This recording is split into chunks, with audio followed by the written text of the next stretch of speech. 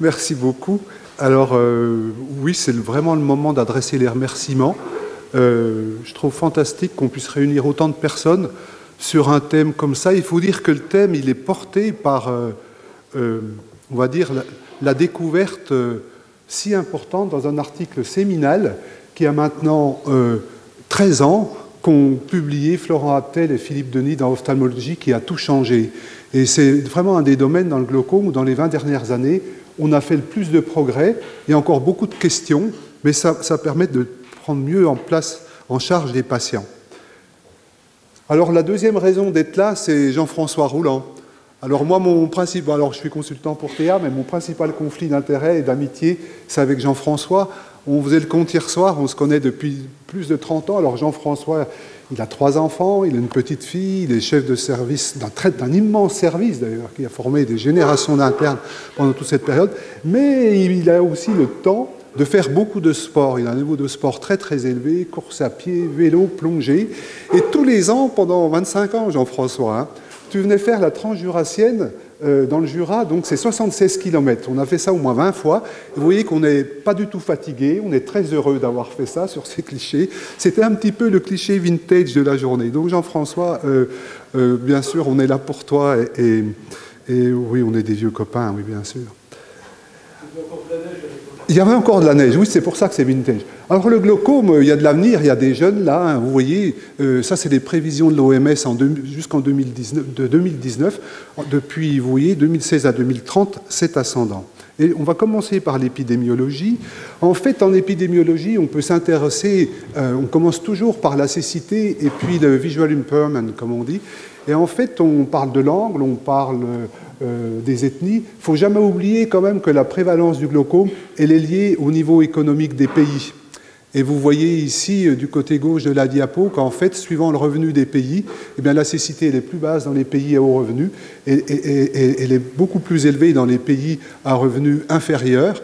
Et vous voyez qu'ici, dans un article de 2022, on voit bien que la prévalence des glaucomes, tout compris ouvert et par fermeture de l'angle, eh bien, c'est l'Afrique et puis le Moyen-Orient. Depuis toujours, on sait que les glaucomes par fermeture de l'angle ont plus mauvaise presse en termes de cécité que le monde de l'angle ouvert. Et un papier récent dans Eye, vous voyez, publié cette année, montre que le risque d'être aveugle avec une fermeture de l'angle, c'est entre 1 et 10 l'intervalle de confiance, 2,4. Donc effectivement, la gravité, on la vérifie tous les jours, d'ailleurs dans notre pratique, vous êtes d'accord. Il ne faut pas oublier, quand on veut faire l'épidémiologie, la prévalence et les fonctions de la définition. Et à gauche, j'aime bien citer ce papier de Wolf de la Rotterdam Eye Study, à propos de l'angle ouvert. Suivant la définition qu'on prend du glaucome pour l'angle ouvert, la prévalence, elle varie de 1 à 12. Donc tout est relatif, effectivement. Et puis dans la définition qu'on utilise aujourd'hui, ben, effectivement, on aura la même variation. Donc les chiffres que je vais donner, il faut les prendre avec des pincettes. On vient au papier de Quigley, il en avait fait un en 1996, on va citer de 2006, où il donnait une proportion assez belle aux fermetures de l'angle. Vous voyez, 21 millions pour 58 millions d'angles ouverts, ça fait 25% de fermeture de l'angle. On va voir qu'en fait, avec le temps, c'est peut-être un petit peu moins. Ce papier de Day, il est très souvent cité en Europe. Et alors, il est très bien pour expliquer pourquoi on est passé de 270 degrés à 180 degrés de fermeture. Mais je trouve curieux que, vous voyez, la population de 60 à 69 ans ait moins de prévalence de fermeture de l'angle, alors qu'après, ça remonte, puis avant, c'était plus. Bref, c'est un tout petit détail. Mais surtout, c'est le papier de Tam de 2014 dans Ophtalmologie qui permet de se fixer les idées. Les glaucomes par fermeture de l'angle sautent au milieu, dans la série B, si l'on peut dire, et on voit que dans toutes les populations, ça va rester à peu près stable jusqu'en 2040. Par contre, en Asie, effectivement, ça va beaucoup augmenter. Alors pour l'Europe, on va rester en Europe pour l'instant, oui, de 25% de Quigley initialement, il semble que dans le papier de Tam, on est plutôt à 15% de tous les glaucomes, ce qui paraît un chiffre un peu plus raisonnable. Ce qui a marqué, en fait, c'est cette étude qui a été faite à la frontière entre l'Autriche et l'Italie, l'Eniane Study, qui avait montré une prévalence des fermetures de l'angle égale au glaucome à pression normale. Il ne faut pas oublier qu'à l'époque, on évaluait avec le signe de Van Eyck et pas forcément la gonioscopie. Et puis, ce qui me frappe quand même, c'est les études de population. Les études de population, donc en Europe. Alors la Rotterdam Eye Study, il y en a eu plusieurs, mais vous voyez, on trouve des infos en bas, c'est ce que j'ai mis, c'est ce qu'on appelait à l'époque les angles étroits, avant le papier de Foster de 2002. Et là, on a une petite idée, en fait, dans ces angles étroits à l'époque qui étaient faits par le signe de Van Eyck, oui, c'était 2,4% de la population, mais aucun n'avait un glaucome. Et dans les populations based studies en France, pour le glaucome, il y a Aliénor et puis Montrachet. En fait, Paula n'avait pas forcément scruté le glaucome. Alors nous, dans Montrachet, on a exclu 2 glaucomes par fermeture de langue sur 1153 sujets. C'est quand même pas beaucoup, tu nous diras combien dans Aliénor, mais 2 aussi. Donc vous voyez, alors entre Aliénor et puis Montrachet, ça fait 2000 personnes. Donc ça veut dire en pratique, nous, on pense que c'est très fréquent parce qu'on est biaisé, parce qu'on est un peu spécialisé dans le glaucome, mais en pratique, c'est moins fréquent qu'on l'avait dit. Donc, première info. Et pour 2050, voilà, 2021, vous voyez là encore en Europe, ça va rester à peu près stable, 0,80, ça ne bouge pas beaucoup. Par contre, en Asie, et puis même en Afrique et dans le reste du monde, ça va augmenter. Donc l'Europe a une situation un peu particulière. Ça, c'était les chiffres. Je ne vais pas trop en faire davantage. Simplement, il faut savoir que les fermetures de langue, alors tout compris, ce qu'on appelle le spectre des fermetures de langue, suivant qu'on vit dans un continent comme l'Asie ou en Europe, on va avoir un changement de 1 à 3 à peu près. De même, suivant l'ethnie, si on a une ethnie asiatique, c'est sûr qu'on va être 3 fois plus exposé que si on est européen. Dans les Preferred Practice Patterns de l'American Academy qui ont été publiés sur Angle Closure en 2020, on rappelle toute la prévalence suivant les pays. Et vous voyez que c'est les Inuits qui ont la plus grosse prévalence, et on a tous en mémoire les topos de John Tygesen qui nous expliquait les virées du Danemark, puisque le Groenland appartient au Danemark, sous les igloos pour aller faire du screening, et c'était véritablement ce qui se passait, c'est pas du folklore. Et en fait, vous voyez, l'Europe, on est un peu à la queue, en quelque sorte, des fermetures de langue, mais on en voit aussi, faut pas... Alors, l'Asie, il y a l'Asie, puis il y a le Japon, Dans la Tajimi Study, c'était essentiellement des glaucomes à angle ouvert, des glaucomes à pression normale, et le Japon se différencie de la Chine puisqu'il y a beaucoup moins de fermeture de langue. Alors les géants, c'est ce papier de Foster, Angle Closure, How big is the problem? Et c'est vrai que quand on considère la Chine, vous voyez, ça fait des chiffres pareils. Alors sans anticiper puis dévoiler les autres sujets de la journée, mais on conçoit que les Chinois ne soient pas tellement enclins à faire des iridotomies à tous les angles fermables, parce qu'ils ne vont jamais s'en sortir avec un nombre pareil, c'est clair. Et l'autre réservoir humain de la planète, c'est l'Inde. Et dans ce papier, c'est très intéressant, parce que là, on commence à avoir des chiffres sur tout le spectre. Et vous voyez que pour un pays à peu près d'1 milliard d'habitants, à la louche, on estime qu'il y a dans le monde des fermetures de langue 27 millions, et vous avez le rapport de Primary Angle Closure Suspect au glaucome, c'est de 1 à 10 à peu près. Et ça, c'est intéressant parce qu'on le retrouve après. Alors, ça, c'est les études officielles. Mais il y a des papiers qui nous ont marqués et qu'on a beaucoup cités, à commencer par moi. Et en préparant ce topo, j'ai relu ça.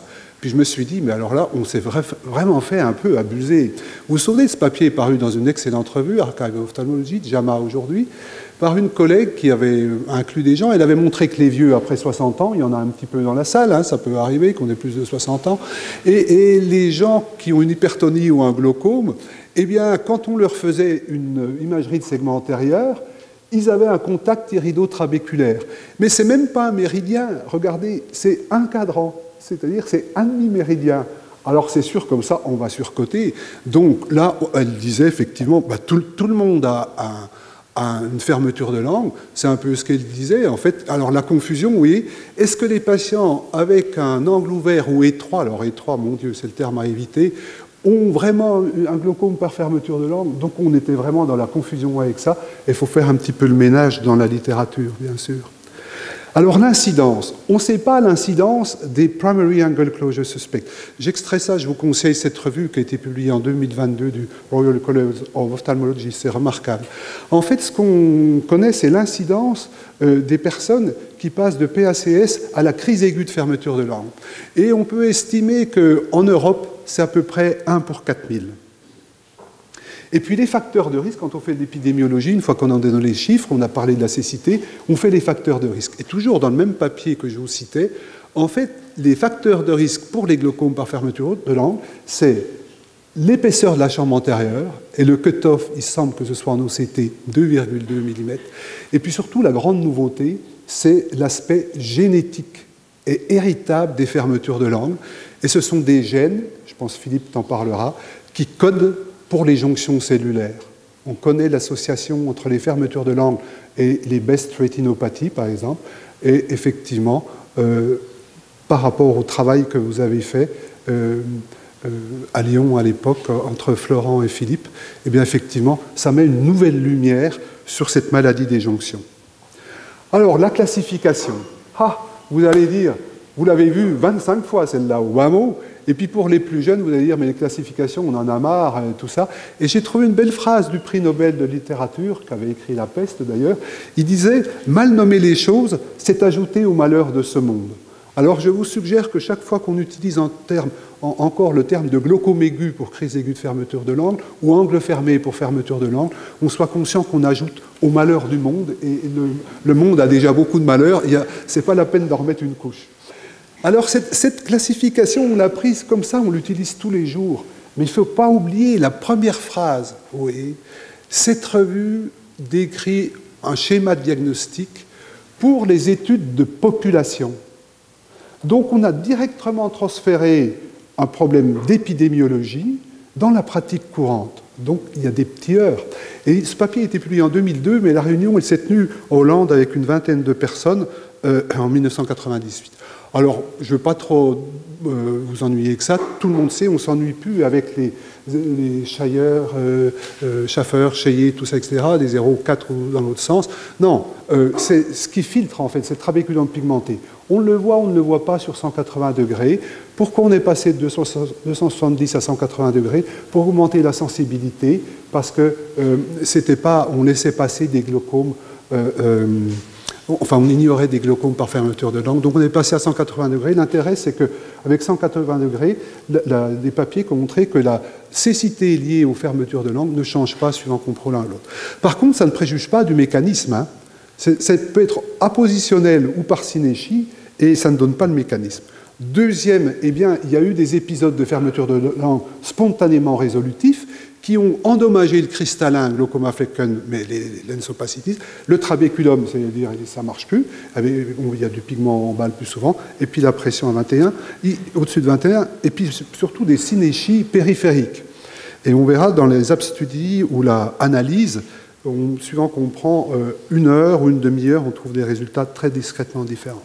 Donc ça a souffert, mais il n'y a pas de neuropathie optique glaucomateuse. Puis le troisième stade, ça c'est vrai, c'est les glaucomes primitifs par fermeture de langue, avec l'anomalie fonctionnelle, structurale et ou les deux, etc. etc. Donc on l'utilise tous les jours.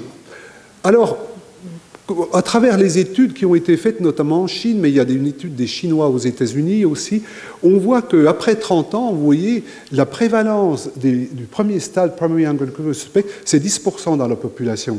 C'est beaucoup, hein? Et vous retrouvez le même rapport, comme je vous montrais en Inde, le rapport de 1 à 10 pour le glaucome par rapport au primary angle closure suspect. Parce qu'en fait, aujourd'hui, de la même façon qu'on a trop vu ce continuum de Bob Wildweb, là en bleu, vous vous souvenez, d'hypertonie oculaire à glaucome, mon Dieu, ça a été mal interprété. Et là, on parle de continuum. Non, ce n'est pas un continuum, parce que le continuum, c'est quelque chose d'inéluctable. Si on intervient bien au départ, les gens, ils ne feront jamais de glaucome par fermeture de langue. Donc, je pense que ce n'est pas un nom très adapté. Mais surtout, c'est comment ça se passe d'un stade à l'autre. Et le premier qui avait étudié ça, c'est notre ami Ravi Thomas, un Indien qui vit maintenant en Australie, un type super. Il avait montré qu'il y avait des taux qui passaient de 22%, c'était énorme. Et vous voyez, la variation des PACS en angle closure, elle varie de 0,3 à 6%. C'est énorme. Et les études ZAP et analyse ont remis un peu les choses en place pour notamment le number needed to treat, oui, qui est très élevé, effectivement, qui fait discuter l'IP, mais ce sera traité largement dans d'autres présentations. Est-ce qu'on a besoin de plus de gonioscopie pour cette classification? Eh bien non. puisque justement elle est définie par la gonioscopie. Donc faire de l'imagerie de segment antérieur uniquement dans le but de cette classification, ça n'est pas justifié. Par contre, ça a beaucoup d'autres intérêts, puis on va en parler aujourd'hui, bien entendu. Hein. Donc on a besoin d'un gonioscope. Quels sont les avantages?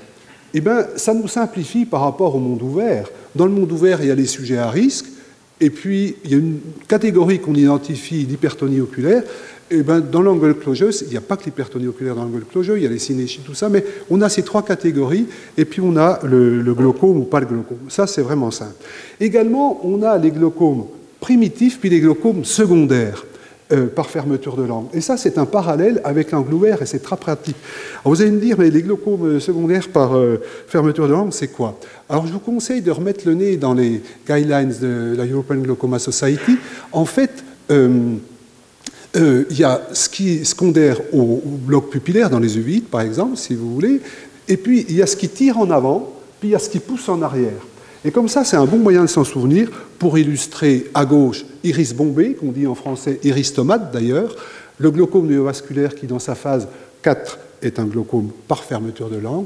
Les ICE syndrome, alors moi j'en vois pas mal, puis j'en vois de plus en plus des bilatéraux. Je ne sais pas si c'est votre avis, c'est beaucoup moins unilatéral avec l'âge que ce qu'on disait. Et puis, pareil, mécanisme qui pousse en arrière, le glaucome malin, avant, après traitement, et puis des désordres, par exemple, comme le Weil-Marchesani, qu'on peut voir là, par exemple. Est-ce qu'il y a eu du nouveau pour cette présentation? Ben oui, ça s'est réveillé un petit peu en 2020 avec ce qu'on appelle le PACS+. C'est-à-dire, est-ce qu'on peut individualiser des gens? On va faire plus volontiers des iridotomies. Alors en premier, oui, l'œil à Delphes d'un œil qui a fait une crise aiguë de fermeture de langue. Bien sûr, ça c'est connu depuis une publication de Love, donc British Journal of Ophthalmology, 1962. 50% vont faire une crise aiguë de l'autre côté à 5 ans si on ne fait pas d'iridotomie prophylactique de l'autre côté, dont un tiers la première année. On ne discute pas.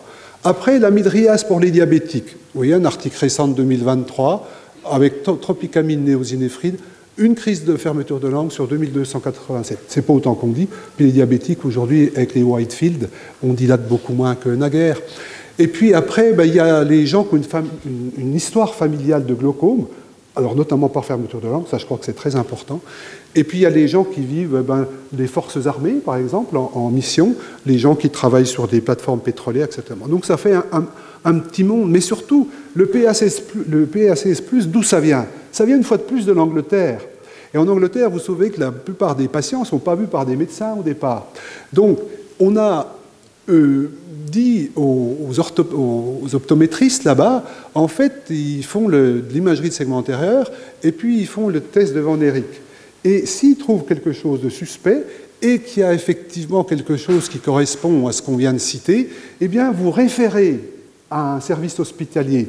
Ça ne veut pas dire vous faites une iridotomie. Hein, et nous, on est allé un petit peu vite dans la transmission de ça. Oui, parce que dans ce papier, on voit qu'effectivement, le problème reste discuté. On ne peut pas aller dans un sens ou dans l'autre. Ça reste discuté et c'est sympa qu'on discute.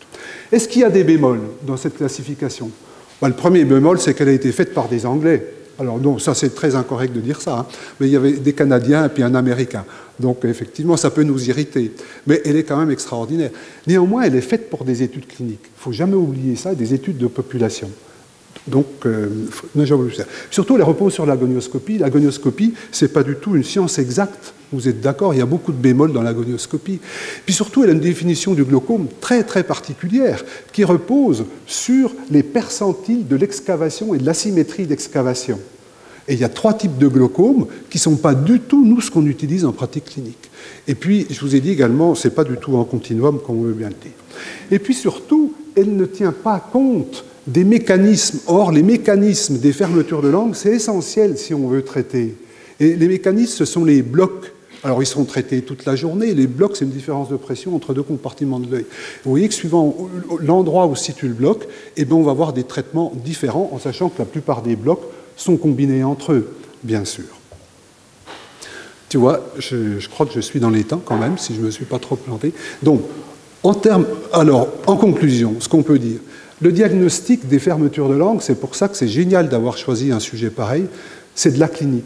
Aujourd'hui, on traite sur des images. Vous êtes d'accord, encore plus en Scandinavie, en Angleterre que chez nous. on regarde l'ordinateur comme ça, puis on ne regarde pas le patient. Moi, c'est ce que j'apprends aux jeunes. Et aux jeunes, je leur apprends, parce qu'ils me demandent d'aller voir des patients urgents, j'aime bien tout ça. Et le premier truc que je regarde, c'est les oculaires de la lampe à fente, vous voyez. Et donc, les personnes qui font le ménage la veille, elles bougent, les oculaires. Et donc, c'est comme ça le matin. Mais je leur dis, mais ça ne vous gêne pas que ce soit à -5 d'un côté, plus 4 de l'autre. Donc, voilà la mission d'une fin de carrière. Eh ben, la lampe à fente, c'est pas mal. On ne vérifie pas l'étalonnage du Goldman, évidemment. Hein. Mais simplement mettre les oculaires à 0, c'est pas mal. Alors, les jeunes, s'ils peuvent accommoder. Hein, les vioques, il y a longtemps qu'ils n'accommodent plus. Hein, mais quand même. Et en fait, les fermetures de langue, c'est basé sur l'anamnèse. Pareil. L'anamnèse, alors je crois qu'il y a beaucoup d'orthoptistes dans la salle, l'anamnèse, elle est mieux faite dans notre service par les orthoptistes qui interrogent les patients que par les jeunes internes. Alors il y a aussi des jeunes internes, pardonnez-moi, moi j'ai été jeune interne puis j'ai oublié plein de trucs, mais s'il vous plaît, n'oubliez pas l'anamnèse, sinon on est perdu, parce que la personne qui va voir 10 ans après, il ne saura pas de quoi faire. Puis la lampe à fente, oui, ça sert beaucoup, puis la gonioscopie, c'est quand même très utile malgré tous les trucs. Et puis l'intérêt de cette classification, maintenant, on a les études cliniques qui vont être développées. Alors, d'un côté, ZAP et puis analyse, puis de l'autre côté, Eagle. Donc, ça nous aide beaucoup à prendre des décisions. Et puis, moi, je suis frappé, je ne sais pas ce que vous en pensez, par globalement le très bon pronostic des primary angle closure suspects. Angle closure peut-être un peu moins, mais le pronostic, alors, vraiment, qui est quand même pas très bon la plupart du temps.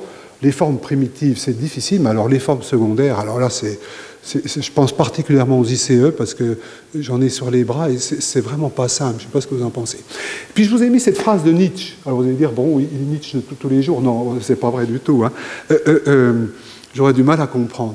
Mais il a écrit cette phrase qu'on tronque de la fin. Parce qu'on dit souvent, les convictions sont les ennemis de la vérité. Mais il a dit plus que ça. Il a dit « Les convictions sont des ennemis de la vérité plus dangereux que les mensonges ». Ça ne veut pas dire qu'il faut mentir encore plus qu'on ment aujourd'hui. Hein. Mais ça veut dire que quand on émet une opinion, pour cette classification ou contre, on a quand même toujours intérêt à mettre un petit peu d'eau dans son vin. Et c'est le bourguignon qui vous parle. Je vous remercie de votre attention, puis un grand bravo.